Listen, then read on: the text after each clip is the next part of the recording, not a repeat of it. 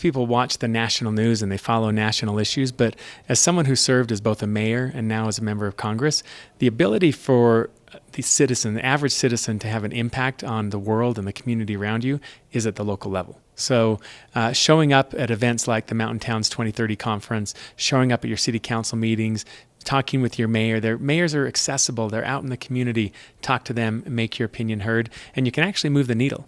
And if we're going to rise to the challenge of climate change, what we need is action at the local level at a global scale.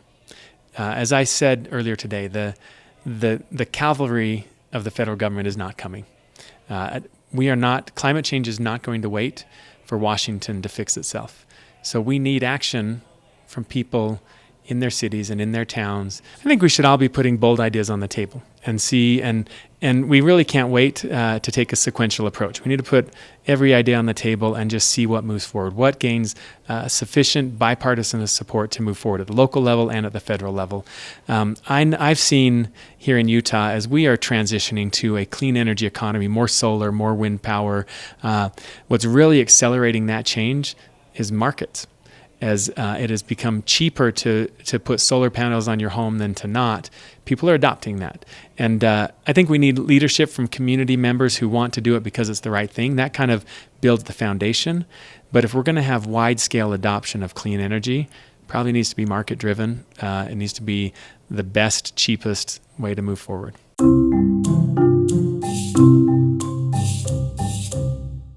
I've never had any moments of real fear except during the times that I was marching with Dr. King. And we were worried about whether the Klan was going to do something that they ought not do, or whether the Alabama National Guard with their Confederate flags were there to protect us or to do harm. When asked why it's so important to stand up to the powers that be and fight for those who are oppressed, he had this to say. Well, when we decide that we're going to sit down and do nothing, then nothing gets done. And in fact, the wheels seem to be turned backwards at that particular point. So somebody has to be vigilant and active and do something to bring about the positive change that is happening.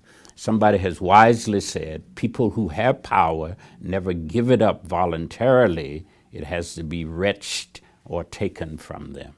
And that's the importance of stepping up nowadays in this time when our government, some of the people in the highest office in the land have just decided that people are not to be treated the same. Well, when it is not another person's cause, that's all the more reason that they ought to get involved. When I go and complain and it's my cause, they dismiss me simply as another troublemaker or a person that's just rabble-rousing. But when people who have no real vested interest get involved, then they tend to listen. The powers that be tend to listen more to them. So it's important that students, that people who are of a different race and ethnic background, people who are not affected by the mistreatment that's happening, be party to, walk alongside of, and help those who are being directly affected.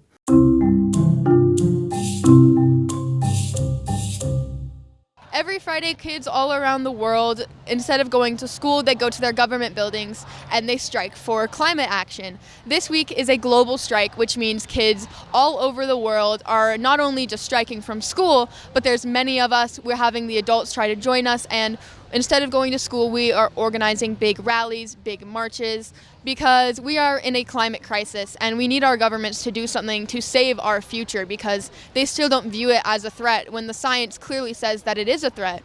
So our one demand from Fridays for Future all over the world is that our politicians take this seriously and that they take the steps required to keep our planet under 1.5 degrees Celsius of warming, because that would be catastrophic.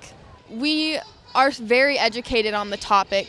The kids that are generally out here every single Friday striking, we're not dumb kids. We take time out of our lives and we dedicate our time and our lives to this. And I just think it's funny that they think we take hours out of our days all week and we struggle to make it happen. We work very hard, and they think that we don't know what we're talking about, but the reason that we're so passionate is because we know what we're talking about, and it's important to us because it's our future. If we didn't know what we were talking about, we would be just like them, and we wouldn't care.